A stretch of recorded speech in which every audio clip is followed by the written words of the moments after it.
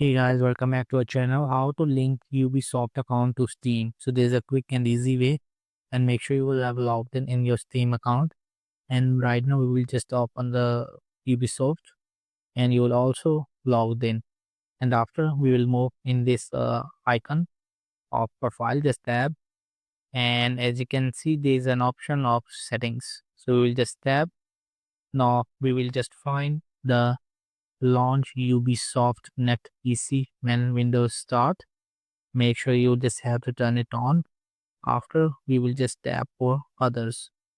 So in others, you will see the account linking. So make sure you will just have to put tick and remind me of account linking next time I launch a Steam game. So it will be just linked. So what we're gonna do, we'll just have to close. And if by example I want to just tab on any of game, and now you just have to download it, and it will be just automatically connect with your Steam, and it will show you. So that's it. In this way, you just have to link Ubisoft account to Steam quick and easy way. That's it. Thank you so much for watching.